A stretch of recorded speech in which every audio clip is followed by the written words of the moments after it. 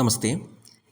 CBSE 7ാം ക്ലാസ്സിലെ സംസ്കൃതം ദീപകം പാഠപുസ്തകത്തിലെ രണ്ടാമത്തെ പാഠമായിട്ടുള്ള നിത്യം പിബാമഹ സുഭാഷിതരസം എന്നുള്ള പാഠഭാഗമാണ് നമ്മൾ നോക്കിക്കൊണ്ടിരിക്കുന്നത്. 5ാമത്തെ ശ്ലോകം വരെയുള്ളത് നമ്മൾ മുമ്പത്തെ വീഡിയോയിലൂടെ പഠിച്ചു. ഈ വീഡിയോയിലൂടെ തുടർന്നുള്ള ബാക്കിയുള്ള ശ്ലോകങ്ങളാണ് പഠിക്കാനായിട്ട് പോകുന്നത്. യഹ പഠതി ലിഖതി പശ്യതി പരിപൃച്ഛതി പണ്ഡിതാൻ ഉപാശ്രയതി തസ്യ ദിവാകരകിരണൈഃ നളിനീദളമിവ വിസ്താരിത ബുദ്ധി. പദച്ഛേദം നോക്കാം. യഹ പഠതി ലിഖതി പശ്യതി പരിപൃച്ഛതി പണ്ഡിതാൻ ഉപാശ്രയതി. ഈ ഒരു പദം മാത്രമാണ് നമുക്ക് ഒരുമിച്ചായിട്ട് ഉള്ളത്. പണ്ഡിതാൻ പ്ലസ് ഉപാശ്രയതി, പണ്ഡിതാൻ ഉപാശ്രയതി. തസ്യ ദിവാകരകിരണൈഃ നളിനീദളം ഇവ വിസ്താരിത ബുദ്ധി. അന്വയം നോക്കാം. യഹ പഠതി ആരാണോ പഠിക്കുന്നത്, ലിഖതി എഴുതുന്നത്, പശ്യതി നോക്കുന്നത്, പരിപൃച്ഛതി വീണ്ടും ഡൗട്ടുകളൊക്കെ ക്ലിയർ ചെയ്ത് ചോദിക്കുന്നത്, പണ്ഡിതാൻ ഉപാശ്രയതി പണ്ഡിതൻ്റെ അടുത്ത് പോയിട്ട് ഇരിക്കുന്നത് അല്ലെങ്കിൽ പഠിക്കാനായിട്ട് നിൽക്കുന്നത്, ച തസ്യ ബുദ്ധി അവൻ്റെ ബുദ്ധി, ദിവാകരകിരണൈഃ നളിനീദളം ഇവ സൂര്യൻ്റെ കിരണങ്ങൾ ഏൽക്കുമ്പോൾ എങ്ങനെയാണോ താമര ഇതളുകൾ വിടരുന്നത്, വിസ്താരിത ഭവതി വിടരുന്നത്, അതേപോലെ അവൻ്റെ ബുദ്ധിയും വിടരുന്നു, അതിൽ മാറ്റം ഉണ്ടാകുന്നു എന്നാണ് ഈ ശ്ലോകം കൊണ്ട് ഉദ്ദേശിക്കുന്നത്. ഭാവാർത്ഥഃ അസ്മാഭിः ആത്മവികാസായ സർവഥാ ശ്രേഷ്ഠജനൈः സഹ സംഗതിഃ വാംസശ്ച കർത്തവ്യ. അപ്പോൾ നമ്മൾ നമ്മുടെ ബുദ്ധി വികാസം നടക്കുന്നതിനായിട്ട് സർവഥാ എല്ലായ്പ്പോഴും എന്ത് ചെയ്യണം? ശ്രേഷ്ഠജനൈഹി നല്ല പണ്ഡിതന്മാരുടെ അടുത്ത്, നല്ലവരായിട്ടുള്ള ആൾക്കാരുടെ അടുത്ത് പോയിട്ട് സംഗതിഃ വാസശ്ച അവരുടെ കൂടെ പെരുമാറുകയും അതേപോലെ തന്നെ അവരുടെ കൂടെ താമസിക്കുകയും ചെയ്യണം. യതോഹി എന്തെന്നാൽ യഹ നിരന്തരം പഠതി ആരാണ് നിരന്തരമായി പഠിക്കുന്നത്, അർത്ഥാത് സ്വാധ്യായം കരോത് സെൽഫായിട്ട് പഠിക്കുന്നത്, സ്വാധ്യായം എന്ന് വെച്ചാൽ സെൽഫ് സ്റ്റഡിയാണ്, ലിഖതി എഴുതുന്നത്, പശ്യതി നോക്കുന്നത്, വിവിധാൻ പ്രശ്നാൻ കരോതി ഓരോരോ ഡൗട്ടുകൾ ചോദിക്കുന്നത്, സ്വസ്യ സംശയം ദൂരീകരോതി അവൻ്റെ സംശയങ്ങൾ ഇല്ലാതാക്കുന്നത്, ജ്ഞാനി ജനാനാം ആശ്രയി സമീപി അതായത് അറിവുള്ള പണ്ഡിതന്മാരുടെ അടുത്ത് പോയിട്ട് ആശ്രയിക്കുന്നത്, തിഷ്ഠതി നിൽക്കുന്നത്, തസ്യ ബുദ്ധി തഥൈവ വർദ്ധതി അവൻ്റെ ബുദ്ധിയാണ് വർദ്ധിക്കുന്നത്. എങ്ങനെ? യഥാ സൂര്യസ്യ കിരണൈഹി കമലം പൂർണ്ണതയാ വികസിതം ഭവതി സൂര്യൻ്റെ കിരണങ്ങൾ ഏൽക്കുമ്പോൾ താമര എങ്ങനെയാണോ വിടരുന്നത് അതേപോലെ അവൻ്റെ ബുദ്ധിയും വിടരുന്നു, വികാസം സംഭവിക്കുന്നു എന്നാണ് 6ാമത്തെ ശ്ലോകത്തിൻ്റെ ഭാവാർത്ഥം. ഇനി അടുത്ത ശ്ലോകം 7ാമത്തെ ശ്ലോകം. പ്രിയവാക്യപ്രധാനേന സർവേ തുഷ്യന്തി ജന്തവഃ തസ്മാത് തദേവ വക്തവ്യം വചനേ കാ ദരിദ്രത. പദച്ഛേദഃ പ്രിയവാക്യ പ്രധാനേന സർവേ തുഷ്യന്തി ജന്തവഃ തസ്മാത് തത് ഏവ വക്തവ്യം. തദേവ എന്നാണ് ശ്ലോകത്തിൽ നമ്മളത് സ്പ്ലിറ്റ് ചെയ്യുമ്പോൾ പദച്ഛേദം ചെയ്യുമ്പോൾ തത് ഏവ അത് തന്നെ എന്നുള്ള അർത്ഥത്തിലാണ്. തത് ഏവ വക്തവ്യം, വക്തവ്യം എന്ന് പറഞ്ഞാൽ പറയണം, ഷുഡ് സേ.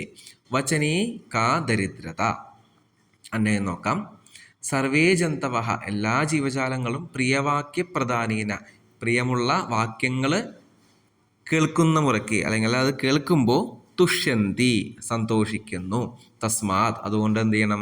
തദേവ വക്തവ്യം അത് തന്നെ പറയണം. ഏത് തന്നെ? പ്രിയമുള്ള വാക്യങ്ങൾ തന്നെ പറയണം. വചനേ കാ ദരിദ്രത നമ്മുടെ ഭാഷയിലും നമ്മുടെ ലാംഗ്വേജ് സിസ്റ്റത്തിലും വാക്കുകൾക്ക് ഒരു ദാരിദ്ര്യവും ഇല്ല. അതായത് ഇഷ്ടംപോലെ വാക്കുകൾ, നല്ല മറ്റുള്ളവരെ സന്തോഷിപ്പിക്കുന്ന ഇഷ്ടംപോലെ വാക്കുകൾ നമ്മുടെ സംസ്കൃതത്തിലുണ്ട്, നമ്മുടെ ഭാഷകളിലുണ്ട് എന്നാണ് പറയുന്നത്. ഭാവാർത്ഥഃ മധുരഭാഷണേന സർവേ അഭിപ്രാണിനഃ മധുരമായിട്ടുള്ള സ്വീറ്റായിട്ടുള്ള വാക്കുകൾ കൊണ്ട്, ഭാഷണം കൊണ്ട് എല്ലാ ജീവജാലങ്ങളും അസ്മാകം സർവാണി മിത്രാണി നമ്മുടെ എല്ലാ ഫ്രണ്ട്സുകളും, മാതാ പിതാ ഭ്രാത അമ്മ അച്ഛൻ നമ്മുടെ സഹോദരങ്ങൾ ഇത്യാദയ പ്രസന്നാഹ ഭവന്തി ഇവരൊക്കെ സന്തോഷിക്കുന്നു. മധുരഭാഷണേന കാപി ഹാനിഹി നാസ്തി മധുരമായിട്ട് സംസാരിക്കുന്നത് വഴി ഒരു ദോഷവും സംഭവിക്കുന്നില്ല. അതഃ സർവദാ മധുരഭാഷണം ഏവ കരണീയം അതുകൊണ്ട് എപ്പോഴും മധുരമായിട്ടുള്ള രീതിയിലാണ് സംസാരിക്കേണ്ടത്. മധുരഭാഷണേ കഥാപി സങ്കോചഃ ന കരണീയഃ സ്വീറ്റായിട്ട് സംസാരിക്കുന്ന കാര്യത്തിൽ ഒരു സങ്കോചം അതായത് ഒരു വിരോധവും ഉണ്ടാവണ്ട, അല്ലെങ്കിൽ അതിലൊരു ബുദ്ധിമുട്ടും നിങ്ങൾ ഉണ്ടാവില്ല. അതുകൊണ്ട് അത് ധൈര്യമായിട്ട് സംസാരിക്കൂ എന്നുള്ളതാണ് ഇവിടെ പറയുന്നത്. അടുത്ത ശ്ലോകത്തിലേക്ക് കിടക്കാം. ആലസ്യം ഹി മനുഷ്യാണാം ശരീരസ്ഥോ മഹാൻ രിപുഃ നാസ്ത്യുദ്യമസമോ ബന്ധുഃ കൃത്വായം നവസീദതി. പദച്ഛേദഃ ആലസ്യം ഹി മനുഷ്യാണാം ശരീരസ്ഥഃ മഹാൻ രിപുഃ ന അസ്തി നാസ്തി എന്നുള്ളത് ന അസ്തി ഉദ്യമസമഃ ബന്ധുഹു. അപ്പോൾ അസ്തി ഉദ്യമസമഹ, ഈ 3 പദങ്ങളും കൂടി ചേർന്ന പദമാണ് നാസ്ത്യുദ്യമ സമോ എന്നുള്ള പദം. അപ്പോൾ സ്പ്ലിറ്റ് ചെയ്ത് എങ്ങനെയാണെന്നുള്ളത് പഠിക്കണം. ബന്ധുഹു കൃത്വാ യം ന അവസീദതി, നാവസീദി എന്നാണ് ശ്ലോകത്തിൽ, ന അധികം അവസീദതി. അന്വയ ആലസ്യം ഹി മനുഷ്യാണാം ശരീരസ്ഥഃ മഹാൻ രിപുഃ അസ്തി ഉദ്യമസമഃ ബന്ധുഃ നാസ്തി ജനഃ യം ഉദ്യമം കൃത്വാ ന അവസീദതി. ആലസ്യം ഹി മനുഷ്യാണം ശരീരസ്ഥഃ മഹാൻ രിപുഃ. മടിയാണ് ആലസ്യം എന്ന് പറഞ്ഞാൽ മടിയാണ് മനുഷ്യൻ്റെ ശരീരത്തിലുള്ള തന്നെ ഉള്ള മഹത്തായിട്ടുള്ള രിപു, ശത്രു. ഉദ്യമസമഹ ബന്ധുഹു, ഉദ്യമൻ എന്ന് പറഞ്ഞാൽ ഹാർഡ് വർക്ക് ചെയ്യുന്ന ആളുടെ, ബന്ധുഹു നാസ്തി ജനഹായം ഉദ്യമം കൃത്വ നവസീതതി. അപ്പോൾ ഉദ്യമം ചെയ്യുന്ന ആൾക്ക് ഒരിക്കലും ദുഃഖം അനുഭവിക്കേണ്ടി വരില്ല. അവൻ്റെ ബന്ധു ആരാണ്? ഉദ്യമം തന്നെയാണ്. ശത്രു ആലസ്യമാണെന്ന് ഓൾറെഡി പറഞ്ഞു കഴിഞ്ഞു. അപ്പോൾ നമ്മുടെ മനുഷ്യൻ്റെ ശരീരത്തിലുള്ള ശത്രു ആരാണ്, മിത്രം ആരാണെന്നാണ് പറഞ്ഞു വരുന്നത് ഈ ശ്ലോകത്തിലൂടെ. ഭാവാർത്ഥഃ ആലസ്യം ഏവ മനുഷ്യസ്യ ശരീരേ വിദ്യമാനഃ മഹാൻ ശത്രുഃ അസ്തി. ആലസ്യമാണ് മനുഷ്യൻ്റെ ശരീരത്തിൽ സ്ഥിതി ചെയ്യുന്ന മഹാനായിട്ടുള്ള ശത്രു. തത് ഏവ അസ്മാകം കാര്യസ്യ സമ്പാദനെ അവരോധകം ഭവതി. നമ്മുടെ ഓരോ കാര്യങ്ങളിലും നേടുന്നതിനായിട്ടുള്ള തടസ്സം, അവരോധകം, ബാരിയറാണ് ആലസ്യം, മടി എന്ന് പറയുന്നത്. പരിശ്രമഃ ഏവ അസ്മാകം വാസ്തവികം മിത്രം അസ്തി. നമ്മുടെ ഹാർഡ് വർക്കാണ് നമ്മുടെ യഥാർത്ഥ മിത്രം, ഫ്രണ്ട് എന്ന് പറയുന്നത്.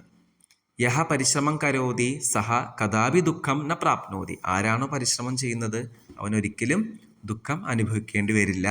അപ്പോൾ പരിശ്രമിച്ചു കഴിഞ്ഞാൽ നമ്മുടെ ഓരോ കാര്യങ്ങളും, ആഗ്രഹങ്ങളൊക്കെ നേടാൻ സാധിക്കും. അപ്പോൾ പരിശ്രമിക്കുക എന്നുള്ള സന്ദേശമാണ് ഈ ഒരു ശ്ലോകത്തിലൂടെ പറയുന്നത്. നമ്മുടെ ആലസ്യം, മടിയൊക്കെ മാറ്റി നല്ല രീതിയിൽ ഹാർഡ് വർക്ക് ചെയ്തു കഴിഞ്ഞാൽ നമ്മുടെ വിജയം, നമുക്ക് എന്തായാലും വിജയം സുനിശ്ചിതമാണെന്നാണ് പറയുന്നത്.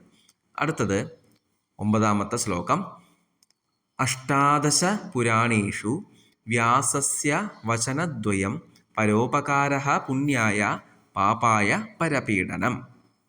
പദച്ഛേദഃ അഷ്ടാദശ പുരാണേഷു വ്യാസസ്യ വചനദ്വയം പരോപകാരഃ പുണ്യായ പാപായ പരപീഡനം. ഇതിൽ പ്രത്യേകിച്ച് അങ്ങനെ സ്പ്ലിറ്റ് ചെയ്യേണ്ട പദങ്ങളായിട്ടില്ല. അന്വയഃ അഷ്ടാദശ പുരാണേഷു വ്യാസസ്യ വചനദ്വയം. 18 പുരാണങ്ങൾ എഴുതിയിട്ടുള്ള വ്യാസൻ്റെ പ്രധാനപ്പെട്ട 2 വാക്യങ്ങളാണ്. പരോപകാരഃ പുണ്യായ, പരോപകാരം പുണ്യത്തിന് വേണ്ടിയിട്ടാണ്. പരപീഡനം പാപായ ച ഭവതി. പരപീഡനം, മറ്റുള്ളവരെ പീഡിപ്പിക്കുക എന്ന് പറയുന്നത് എന്തിനാണ്? പാപായ, പാപത്തിനാണ് ഉള്ളത് എന്നാണ് പറയുന്നത്.